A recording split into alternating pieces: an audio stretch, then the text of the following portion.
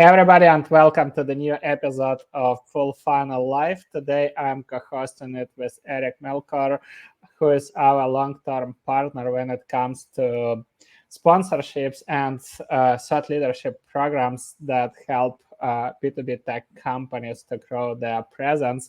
And actually, Eric was a kind of evangelist and initiator of that program for Full Funnel. We never had this program and we didn't have any idea, but he insisted and he told that could be a good way to introduce, basically incorporate what we advise our clients, right? And just use the same advice, but help other companies that we trust and we like to present their products, right? And as you have seen, we share only the products that we use. We only show the examples how we're using these products, and obviously then you make a decision if you want to try, you don't want to try that product, right?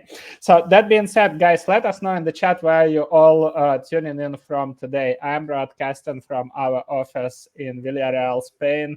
Eric, where are you from? Bucharest, Romania. Nice. Martin, Vienna.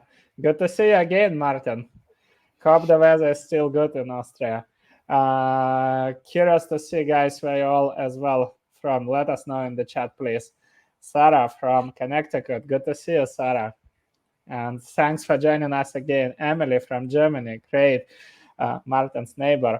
Cool. So, as promised, we have a couple of topics that we want to discuss today. It's just bear to me, Danila from Spain, so it's my neighbor. Good to see you. And Vincent from Rotterdam. Cool. Great to see you all, guys. So what we want to do today, we don't want to have, a high-level fluffy conversation about thought leadership, influencers, why you should be doing this or why you shouldn't be doing this, right? There is absolutely no point. There are multiple podcasts and blog posts about that topic. So what we actually want to do with Eric today, right?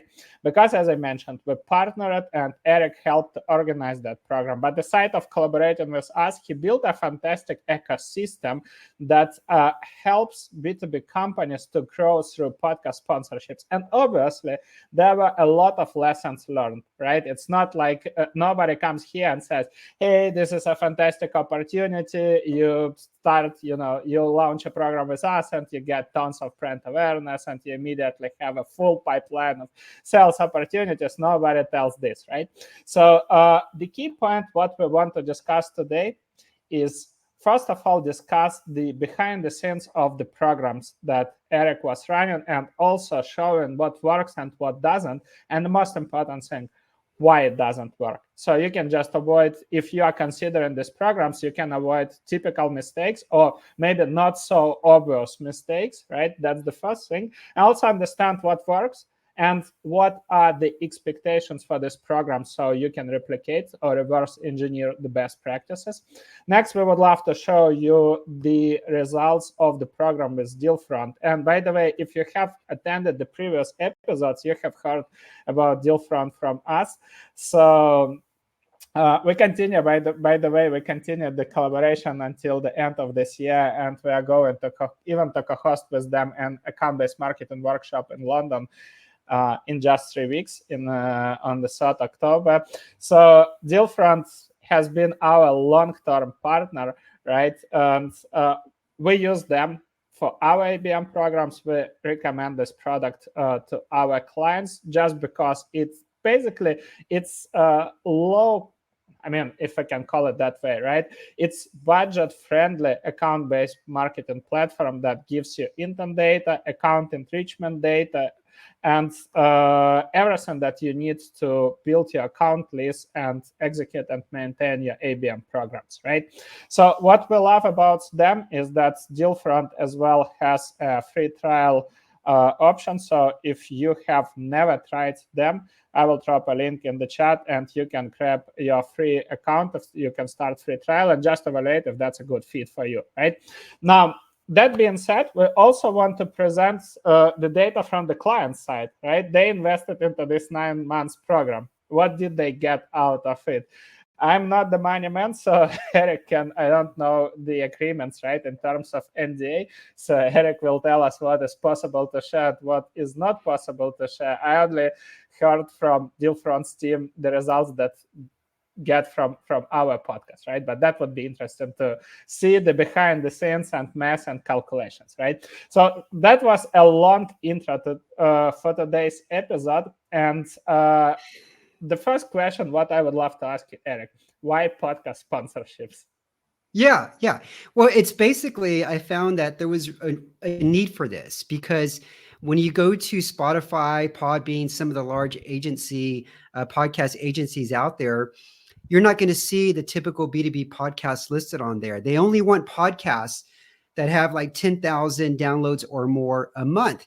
And 99% of B2B podcasts do not have 10,000 or more downloads a month. The majority of us have anywhere from maybe 300 downloads a month to maybe around 1,000. And so we can't really go that route to monetize our podcast unless we approach potential sponsors one-to-one and say, hey, you want to sponsor my podcast? So I felt like there was a need in the marketplace for this. And as you know, a year ago, I approached you and a few other people I knew that were fellow podcasters like myself in the B2B space. And I said, you know what? It doesn't sound very appealing to approach a sponsor and say, hey, would you like to sponsor my podcast? And they ask, okay, how many listeners do you have? And you say, well, I've got like 400 listeners a month. And they're going to look at you and say, that's not even worth our time. Just get out of here. But if I go to them and say, how about you do a group sponsorship? I've got 7 podcasts that have the same kind of audience as your ICP. And aggregately, we get 10,000 downloads a month, or maybe 5,000 downloads a month. That sounds a lot more appealing and it's more interesting. And so that's what I began doing about a year ago. As you know, Dealfront was our first client, and we've been working with them almost 11 months now consecutively. And we'll get into why they continue to work with us. And we've worked with other campaigns for other midsize and also enterprise SaaS businesses as well. So happy to get into there. But why podcasts? It's a medium where the connection and the loyalty between the host and the listener is very, very strong. Very, very strong. Other mediums, if you go to Facebook, about every 4th post is an ad. Same thing with X. You see ads on there. Instagram, same thing. You're scrolling, every 4th or 5th post is an ad. Even on LinkedIn, as you're scrolling, every 4th or 5th post could be an ad. But a podcast, if you're listening to a conversation for 30 minutes or even 60 minutes, more than likely, there's no ads in that show.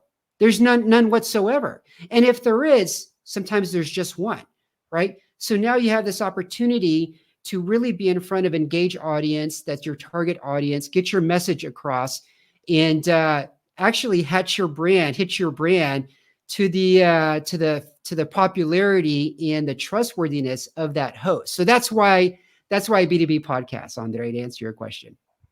Okay, but let me ask you a very straightforward question. I don't know if I'm alone here, but let me know, guys, in the chat if you kind of feel the same way. I like a lot, for example, Tim Ferriss' podcast. Really great guy, admire his job. But at certain point, and usually it's just the second or the third minute of his podcast, he has a great guest, and then it's like, okay, now let me introduce the sponsors. Company X, blah, blah, blah, blah, blah. Go visit timferriss.com/ I would repeat timferriss.com/. I'm like, oh my gosh. Yeah. Come on. Like, how can it works? It works though. I've bought in frozen crickets that Tim Ferriss, there was one time he talked about frozen crickets, how they have 3 times the protein as your normal whey protein. I was intrigued. And I actually went to the website he shared and I bought some. The other day, another podcast I listened to was talking about a book, and it's a genre of books that they're like thriller action books. I think it was Jack Reacher. Anyway, he was talking about how much he liked the book. I checked it out and ordered it on Amazon.com, read the book. I really enjoyed it. I've bought in many, many different things. I bought bed sheets, another podcast I listened to called How to Take Over the World. And it was an ad. It was an ad. The host was talking about these bed sheets and how they're so comfortable and they're so soft and they're never staticky. And I was intrigued, and I went to the website. I went to the episode description, clicked on the link, and then I ordered the bed sheets. They do work. They do. Okay. So you're not alone. Some people probably skip over the ad. I think a lot of listeners, well, not a lot, but some do. But then some people think, well, wait a minute, this actually is interesting to me. So I want to learn more about that product or service. And actually see what guys say in the chat. Francois said ads in podcasts are usually more relevant rather than in social media. And Sarah also mentioned that it's very targeted because of a certain type of a viewer. And that's absolutely true. So basically that led me to the next point, right? I think one of the most important things here is relevancy, right? What I hate, obviously, I mean, maybe I am not relevant, let's say, buyer of the proteins and other stuff, right?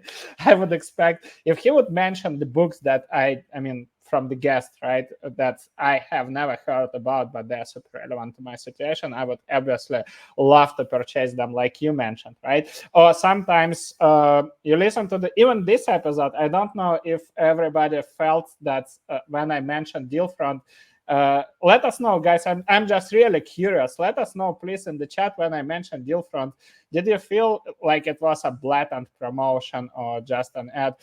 The point was that we were just talking about them, and we use this product. We love that product, and we quite often show the examples from that product during our live episodes. So let me know if you felt that it was like a native ad, well integrated, or it was just a blatant promotion. But where I'm heading with this, the question is how to make sure that your advertisement works aside from relevancy, right? Obviously, that's something that should be done by default. Aside from relevance, what is important as well to make sure that you are getting the results from this ad? Yeah, well, I think somebody in the chat room said it's got to be product audience fit. And so I've actually turned down potential sponsors because they tell me about their product and I go to their website and I look at it and it's not a good fit for maybe myself or any of the other podcasters in my network. So it's got to be a product that a podcaster will use for their business and that their audience would appreciate learning about. If there's no product audience fit, forget about it. When we get approached by potential sponsors, the first thing that I do is like, who's your target audience? Okay, give me a couple of days. I'm going to go check out your product myself. Most cases, I will actually do a free trial. For Dealfront and Leadfeeder, I actually installed it on my website. The majority of podcasters that participate in the campaigns for Dealfront have it on their website. And they trial it and they test it out and they say, you know what, this is actually a good product. Yeah, I don't mind sharing this with my audience. Other brands that we worked with, like Landbot.io, they're a chat widget, easy to make, very simple. All the podcasters that were in that campaign made their own AI chatbot and put it on their website, and they actually enjoyed using the tool. And it was a very easy product to promote because we enjoyed the product.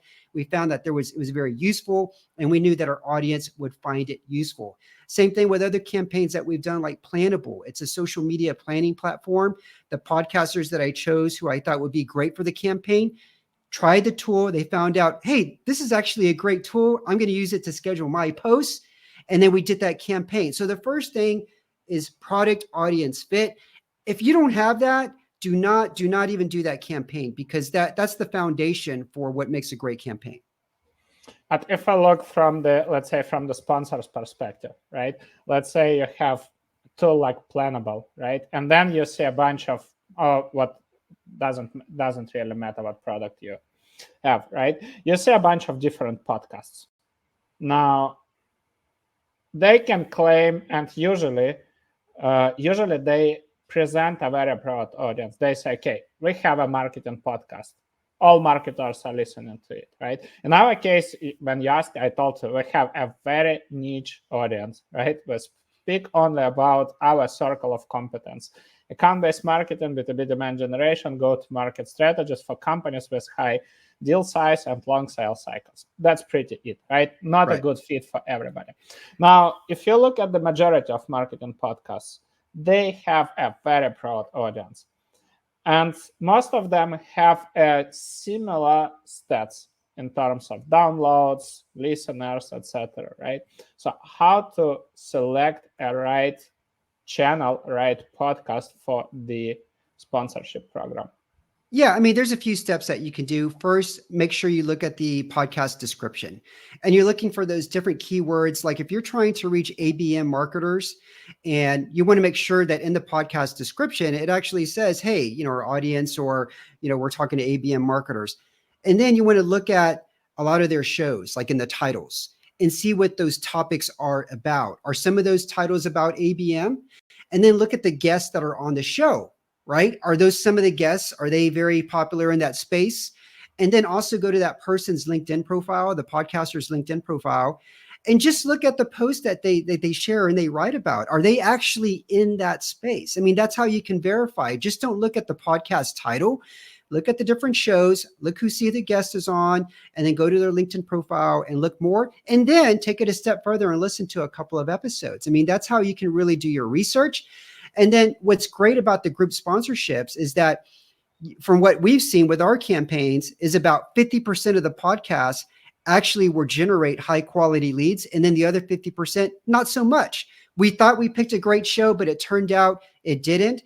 And so that's what's great about doing testing. And that's our approach, is that whenever we do a campaign for a client, it's usually 5 to 8 podcasts over a span of 4 weeks. And then after that 4 weeks, we're assessing the impact that each podcast had on the website traffic, on the leads. And then we usually continue working with the ones that worked out very well. In your case, you've been working with Dealfront for 9 months now. Obviously, that's been a great partnership. They maximized that partnership. They've taken it beyond podcasts. You're doing a live event with them in 3 weeks. They've sponsored some of your live shows. There's other podcasts that have worked out really well. Some of their members from their leadership team have been a guest on those podcasts. Some of the podcasters have actually written LinkedIn organic posts about their product. And so going back to the very beginning is that, follow those steps. Look at the topics of their shows, look at the guests that's been on their shows, look at their LinkedIn profile and see if they're actually writing about that topic that you want to be a part of, and then listen to a couple of episodes. That's the process that I usually follow, and it works out pretty well. And there's an interesting question from Danila. Do you have podcasts for CTOs and startup founders? And generally speaking, is promoting software development company on podcasts a good strategy to generate pipeline? Basically, if it makes sense to promote high deal size services through podcast sponsorships. Software development companies are some of the biggest podcast sponsors.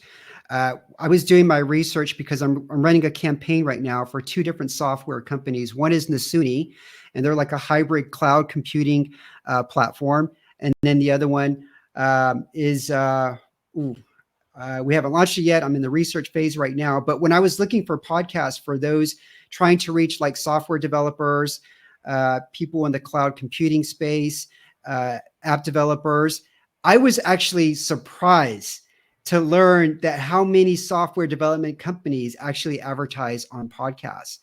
And there's been a lot. I mean, there's been so many, and it's a very niche space. So there's not a ton of podcasts that have that kind of target audience, but those that do, they actually charge a lot of money. Some of the biggest rates I've ever seen.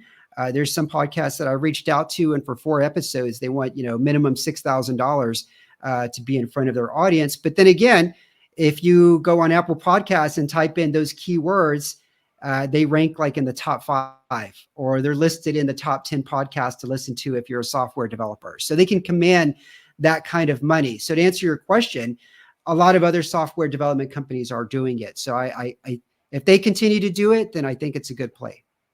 And I would love to share a couple of stories here that might give you, Danila, a few insights around your question. So one of them, I remember a friend of mine running a software development company in Prague, in Czech Republic. So once at Full Funnel, we used to work with quite a lot of software development companies and still work. One of them is, for example, PGS Software from Poland, who was later acquired by Exhibia, one of the biggest software development companies in the world. So at that time, PGS was around almost 3K employees in Poland. Now, here's an interesting story. I remember I was talking to CTO of my friend's company, and I asked because I needed the insights from CTO's perspective, right? I wanted to understand how CTOs would like to be marketing, right? So how should we approach them? What would be the right way? And I remember the guy told me, I asked, like, how do you learn? Where do you get professional information? And he said, look, there are just a few communities where I log in, I see if there are some relevant events, and if there are any threads that, or I have a question, I just simply go there and ask.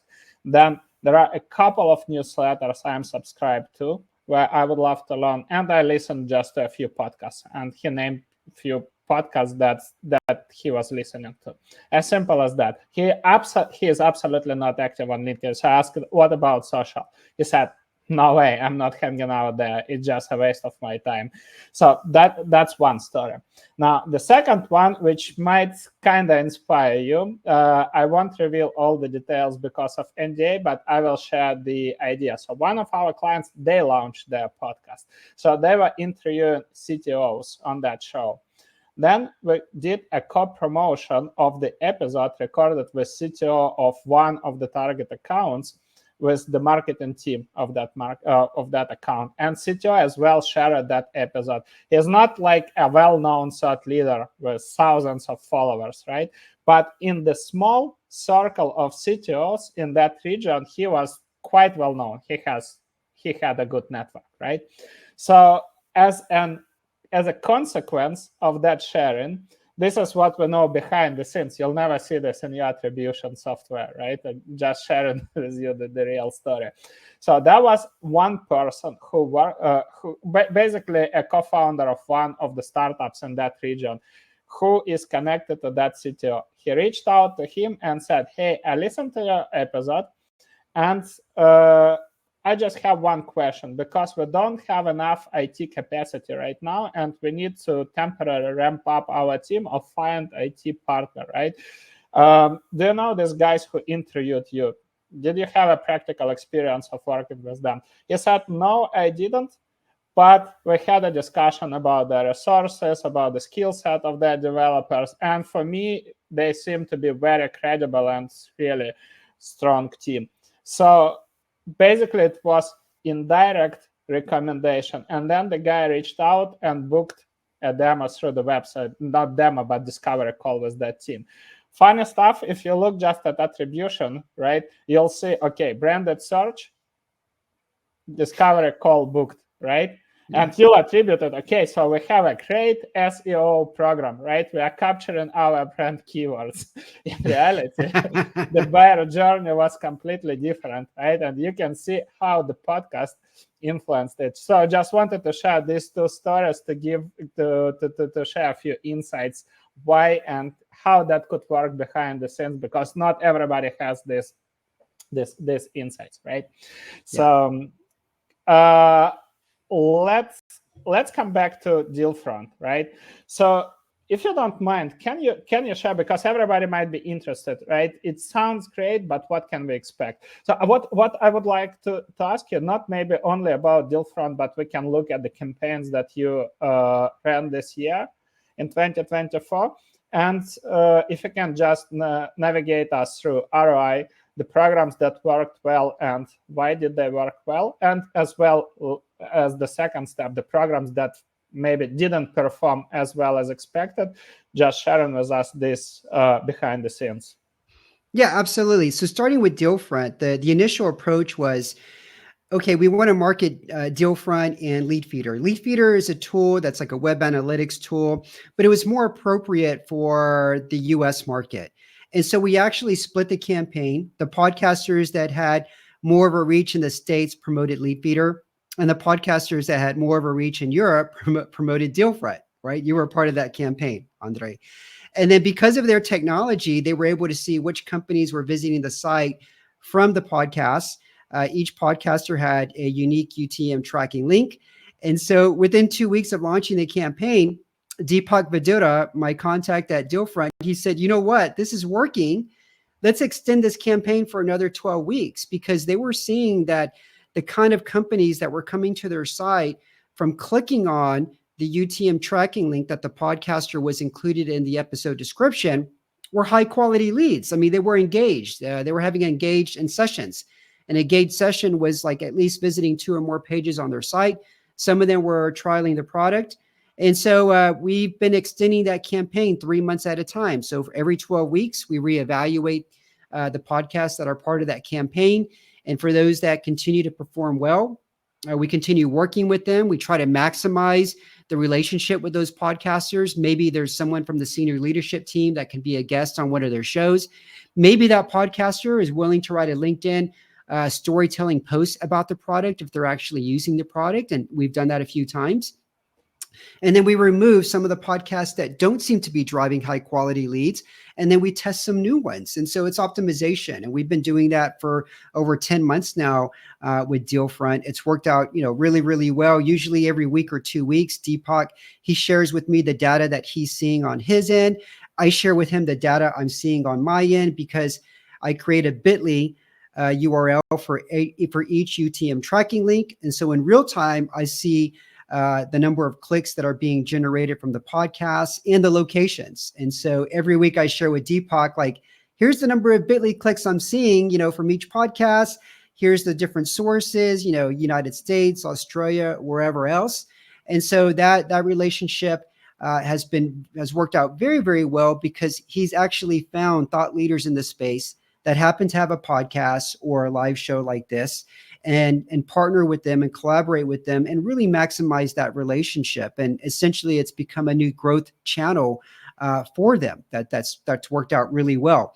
So that's what I've got to say about Dealfront. There's some other campaigns where we've done a little bit different things that I'll get into, but any more questions about Dealfront before I jump into one of the other ones, Andre? Or anybody from the audience? We have one more question from Sarah. I think we can just quickly cover it. If our company offers a service, how do you do partnerships or sponsorships without pulling customers away to the sponsors? I don't understand that question, Sarah. So without pulling customers away to those sponsors, I don't understand that. Am I missing something, Andre? How do you read this?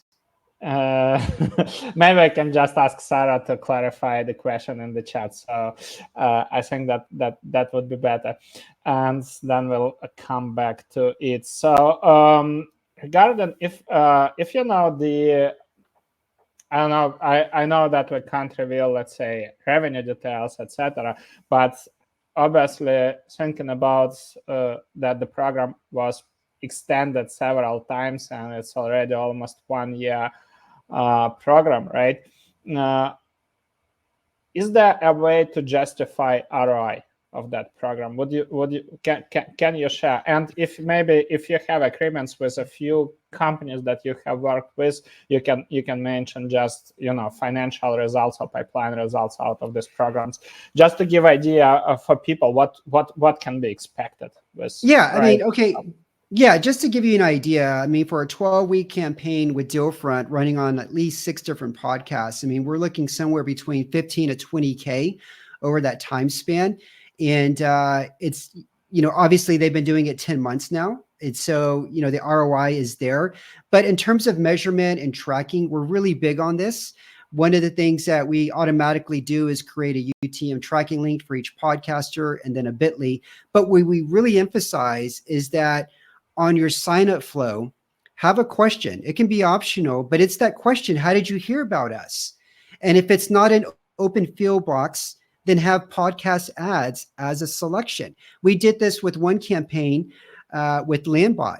And so they had that on their sign-up flow. And then they actually took it a step further. They created a unique landing page specifically for our podcast campaign. And so it was landbot.io/try. They only gave it to us. And so they were able to see the unique page visitors, the unique page views that were coming to that page generated by our campaign. And so they shared with us the number of visitors that were coming every week. In addition, they were sharing with us the number of people that had indicated they heard about Landbot through podcast ads. And so I think we did a campaign for podcasts for 4 weeks. I think it was like 16 episodes. And every week there was about 15 people who had indicated they heard about Landbot through the podcast. And that was just the people on the sign up form, right? And they also had the traffic data that was coming to each of the landing pages.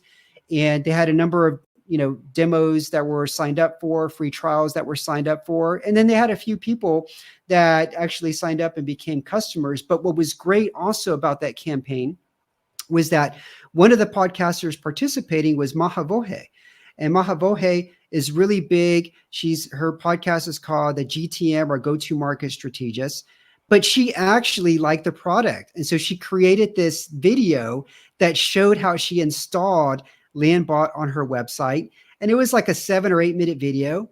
And then she put that on LinkedIn as a post. It generated more than 100 likes. I think more than 30 or 40 different comments, lots and lots of engagement. And she shared it on her newsletter and she has more than 3,000 subscribers. And so that really elevated that campaign. It wasn't just the podcast ads that were driving good quality traffic, but then also the LinkedIn storytelling post that Maha was able to do to create more awareness and then more leads for the product. So that's another campaign where we felt like it was a big success. We're actually going to do something again with them in Q4 because they like this approach of having podcasters that are also some influencers, because many podcasters have a YouTube channel. Many of them have a newsletter. Many of them are willing to write a LinkedIn organic posts, a story like posts on LinkedIn. And so when you reach out to me, it's like, let's put on our thinking caps here. If there's podcasters that really like your product and are willing to do other things, then we'll actually include that in our proposal. I'm just out of curiosity, I typed this page. Am I showing the right page? Let me know, please. Yes.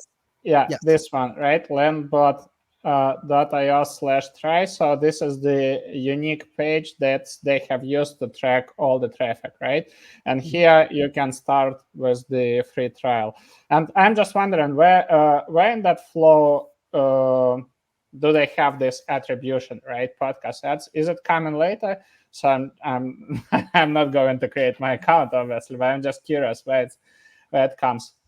Yeah. So that question was when you sign up for a free trial, and when you sign up for a free trial, that's where it's included.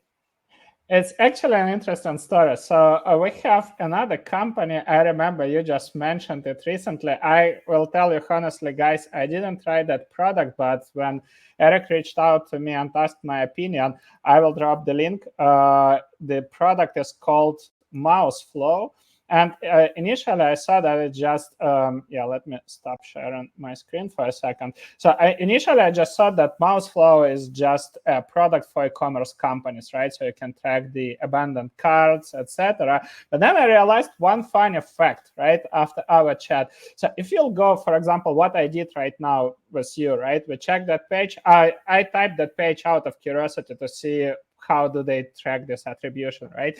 And I visited the form. I didn't fill out the form, and obviously I closed the page. And now here is an interesting story. If you install two tools, right? Like, for example, you have intent data and traffic that comes to specific page. And then you see you have a tool like Mouseflow, you can see the actions of your potential buyers, right? And I was going through the inquiry form, right? Obviously, this form was very simplified. But you know that in B2B, quite often, you think about any enterprise product or enterprise service, you need to fill long form, right? Where people ask you a bunch of questions. And you don't know why they didn't fill it out, right? You see on, like, if you have Google Analytics or even intent data only, right? You see just that that was a page visit, but you don't know if that was an intent to fill your form, correct? Now, it's something that made me curious. Is it like, can our forms impact, right, the sign-ups or inquiries? And obviously it does. So it just, if you look at the behavior, you can see what questions your buyers simply don't want to reply, right? Some questions that might be too complicated and they don't have data to share, or some questions that they feel this is a confidential information and they are not willing to share it beforehand, right? Before signing NDA or before talking to a real person. So that's kind of an interesting story, and this is what that product is all about. So this is what we are going to test out at Full Funnel and see if our forms are too complicated. So far, I can't complain, but I mean, who knows, right? I'm going to give it a try and see whether we can improve our signups form. But if you guys are interested, you can try that tool as well. I dropped a link to that product so you can evaluate and share with us the feedback as well. And we have a couple of questions from community, so I would love to cover these questions. One is from Francois. I have the feeling that podcast sponsorships are relevant only for tech startup companies, as the majority of the B2B podcasts are related to this industry. What is your feeling about this? Curious to hear your thoughts, Eric, and I would share mine as well. Okay, this is going to surprise you. So podcast advertising at the end of this year is on track to reach about $2.6 billion. There's been a lot of advertisers that have been advertising on podcasts, but mostly in news-related podcasts or comedy or sports.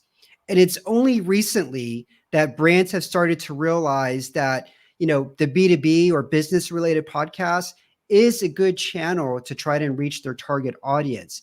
And so the advertising in this space, it's very small, but it's actually going to continue to rise more and more and more. The thing is, as I mentioned in the very beginning, is that there's shows like Andre's show for the longest time, and many other podcasters in my network, they never had an advertiser on their show. They've got this great audience that they've built over many years. It's very loyal. It's very valuable because a lot of them are decision makers. They're deciding what tech stacks to use for their companies, right? And they've never had a sponsor or an advertiser. And when they do, they just have one. So over a span of 45 minutes, you maybe get 1 minute of a promotion or some kind of host read ad. And so I think it's a very good channel to try to be in because it's not saturated like other channels. Now, someone wrote in the comments earlier that there's a podcast you listen to, and there's a lot of ads in the very beginning, so you just go to the 10-minute mark. That is very, very true. A lot of the podcasts that have been around a long time, that are very, very popular, that have thousands and thousands of listeners, they're saturated with ads. I listened to a podcast, I can't remember her real name, but Elena from Seinfeld, she's got a podcast, and I listened to one show, but there was just too many ads. I felt like every 10 or 15 minutes, there was 3 ads that were back to back. I will never listen to that show again, right? But the majority of the niche podcasts, especially like the ones in my network, there's usually just one ad. And it's usually a mid-roll ad in the very middle, rarely gets skipped over. And if the host does a good transition into the ad, it hardly ever gets skipped over. And I think we have some more questions in here. I think there was one from, I don't know if it was from Daria or somebody else, like, how do you pick the podcast? And I've got a few tips, Andre, that I would like to share. The choosing the podcasts, right? So if you have a low budget, you believe podcasts will work for them, but there's a chance that, okay. So usually for our campaigns, minimum $5,000, but that usually gets you 5 different podcasts over the span of around 18 to 20 new episodes over a 4-week period, right? But if you want to do this on your own, there's a couple of tools out there. One of them I use is called podengine.ai, and you can actually do a search for different keywords. But what's important here is the filters. And so really use those filters because you only want to look for shows that are still active. I mean, if you go on Apple Podcasts or maybe do a Google search for, a list of the top 20 podcasts in the software development space, a lot of those podcasts that are listed on there may not even be active. Their last show was maybe, published in 2023. So that's why you would use a tool like podengine.ai. And then you want to look for the last published episode was minimum like in the last 30 days. You want to find a show that is consistent. Ideally, that's publishing at least 2 episodes a month, right? And then you can take it a step further And there's another tool I use called Listen Notes. And I think we're going to drop a link in here at the end of the show. But what's great about this tool is that it gives a global ranking for each podcast. And it considers a global ranking based on reach, how often, the frequency of publication, how long the show's been around. And if the show is considered top 10% or better, then it will show the ranking. And what I've been able to do is, okay, if I go on Listen Notes and I see a podcast, maybe top 5%, right away, I know that show is going to be generating anywhere from maybe 400 to 700 downloads a month. If it's a top 1%, then I know it's generating anywhere from maybe 1,000 downloads to maybe 1,500 a month, because there's over 40 podcasts in my network. Every podcast that joins my network, there's a criteria, there's prerequisites. They have to send me screenshots of their downloads, and there's other things too. But I'm able to cross-reference those download numbers for those podcasts against the global ranking on Listen Notes. And over time, I've got like a range of, if I just see their global ranking number on Listen Notes, then that tells me, what the number of podcast downloads that they generate every month. So those are two tools that you can use to do a search for different podcasts that you're looking for. Chartable is another tool that you can use as well. But I would start there with those tools. And again, make sure publish at least one time in the last month, is consistent, 2 or more shows, 2 published shows or more a month. And then also you want to make sure they're promoting their show. So go to that person's LinkedIn profile or maybe their X profile and see that they're promoting their show. I mean, that's very important to me. It should be important to you as well. Great. Thanks a lot for sharing. I'm just, I was thinking about the prior question from Francois about the podcast, that it seems that you can get results only in B2B tech space. And I would love as well to share a completely opposite story, because at Full Funnel, we mostly serve companies that sell to non-social audiences, to audiences that are not hanging out on LinkedIn all the day long, like different communities. So you need to just think out of the box, right? Not just using traditional digital marketing tactics. Now, one of our clients, they were selling to healthcare organizations in the United States. And actually, there were 2 drivers for their pipeline. Number one, there was a specific association. If I might be wrong, I don't recall the exact name, but it was something like American Hospital Association, something like this. And they do 2 things. Number one, they help you to organize webinars. They have quite a big community of healthcare specialists. Of this profiles, these members are well profiled, so they know the titles, location, etc. And then you can say, okay, I just want to, for example, to host a webinar for procurement from hospitals, right? And then they will promote this webinar to that specific audience. And now the second one was exactly the podcast. And there were 2 things that this organization, this association was doing. They enabled you 2 options. Option number one, they invite you as a guest to their podcast, where they interview you about obviously you don't come and pitch your product on that show, right?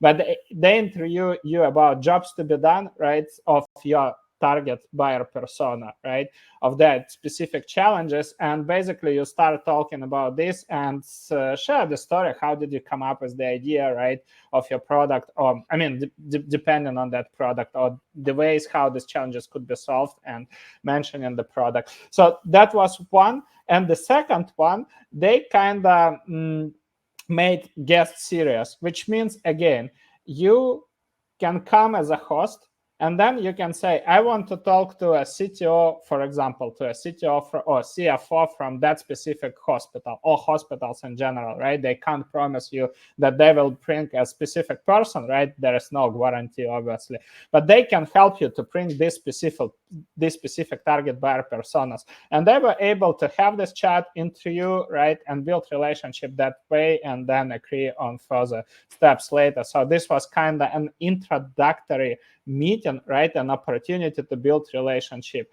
If you think from the immediate attribution, obviously this is not a linear funnel where you come on the podcast, you sponsor, you come on the podcast, you pitch, and you get, $1 million sales opportunity. Obviously, no. But this was a way to connect and engage with target buyers that are extremely hard to reach.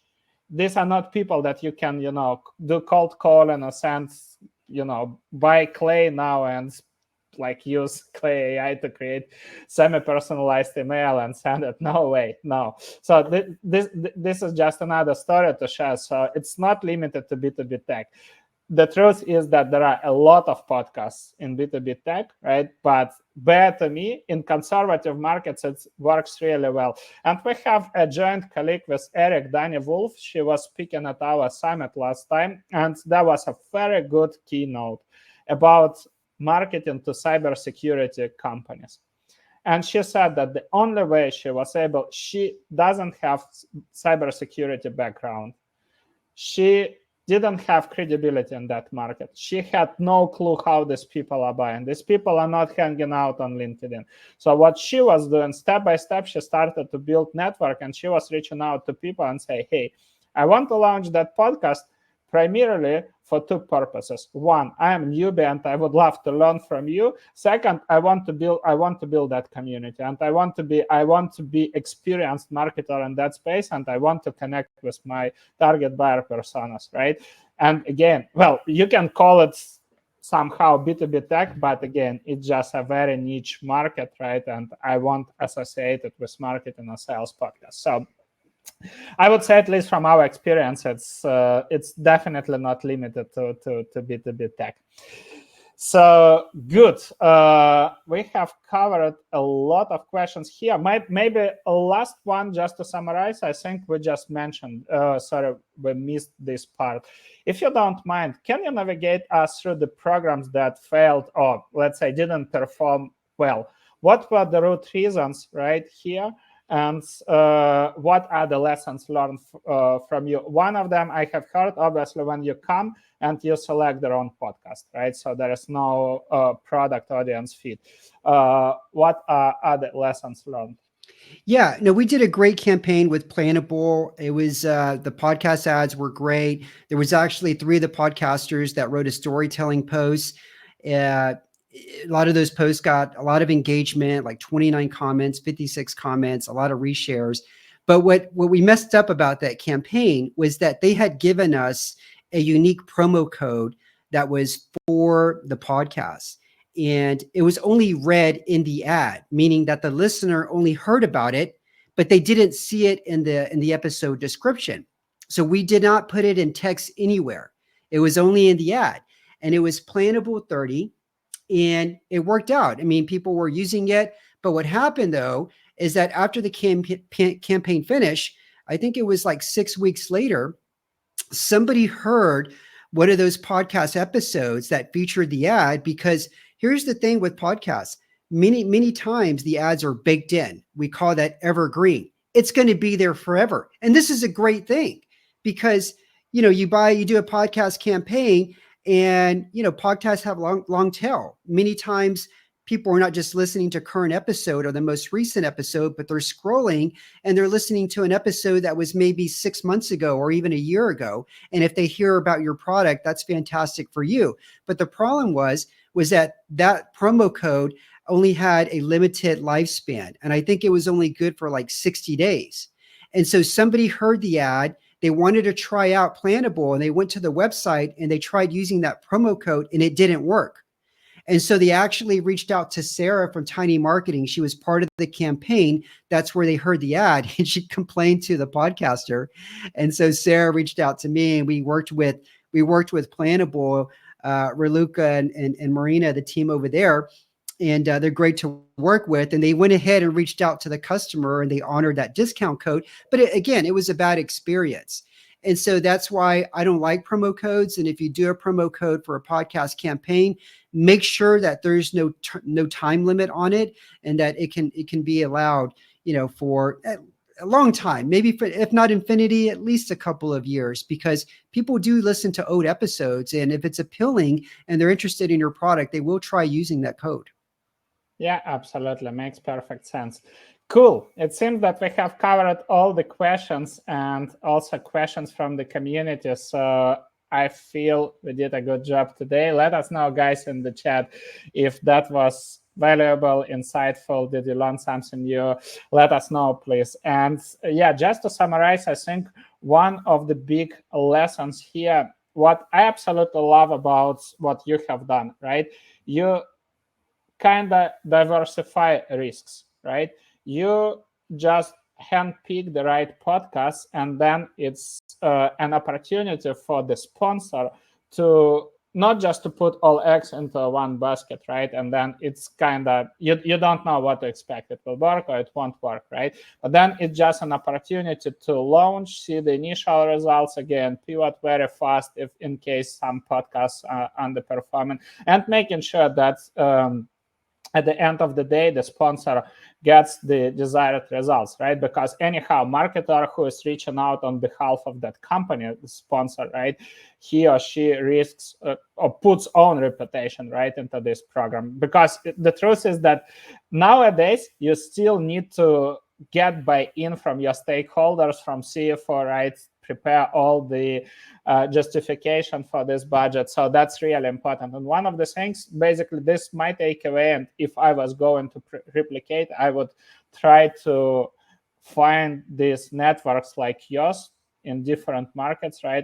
I don't know if they exist, but this is one of the things that makes sense to evaluate. Also, evaluate the podcast, and exactly like you said, not just looking at the downloads that are presented on the general, like the platforms, right? They're absolutely not correct, and they don't give you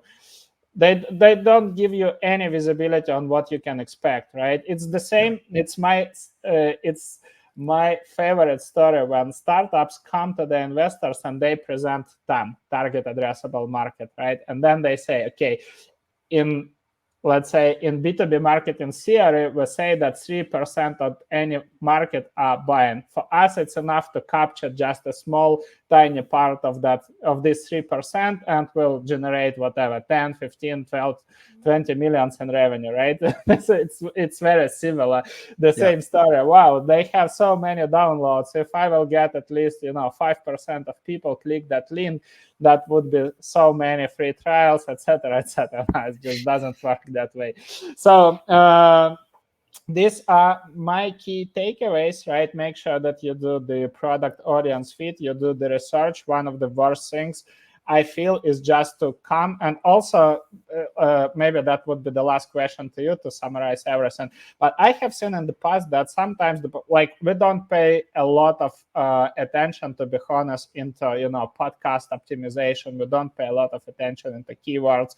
We're not paying SEO agency to boost our podcast rankings, etc. We don't reach out to everybody and ask to give us 5 stars everywhere. Well, why? Because we host it as an opportunity to chat with our community every week, right? That's, for us, it's just the same channel as we treat it as the same way as LinkedIn, as our newsletter. But there are podcasts that do this, and quite often I have seen that the most popular podcasts are not the best ones. They do the good job in terms of optimization, but the content inside is so. Let's put it like this. So let me know. That would be the last one. Is if you need to invest time and really evaluate where you're going to invest your money, right, and not just paying attention to big numbers, or you should prioritize this. Thank you, Andre, for having me on here. I think one of the things that we were going to give away, and I think you included on the links here, is, for podcasts, it's really hard to verify how many downloads a podcast has. And I've seen a lot of BS out there where I go to a portal or a platform, some of the big ones too, and they'll say this podcast has like 100,000 downloads a month, or maybe this one has like 10,000 downloads a month. And I look them up on Listen Notes, and they're only like a top 10%. And I know right away they're not generating that many downloads per month. And so it's very important to always get the screenshots. If you can't get the screenshots, there's another method that I use, and that's what we're going to share with you. It's just a slide deck that shows you, if you want to find out a rough range of how many downloads or the kind of reach a podcast has, you can use this guidebook for you. Perfect. Thank you. So I will be waiting for this link, and for you guys, just to let you know, we'll add these links to the podcast description when it will be published on Spotify, iTunes, and YouTube. So you can click and check these resources. And Eric, thanks a lot for joining me. It was a fantastic conversation, and thanks a lot for you guys for great questions, for great engagement. And in a week, we are going to host a new episode, very likely about marketing and sales alignment. So stay tuned. We'll raise a few hot GTM problems. I think you'll love it. Stay tuned. Have a great rest of the week, and see you in 1 week. Cheers, everybody. Bye-bye. Cheers. Hey, it was good.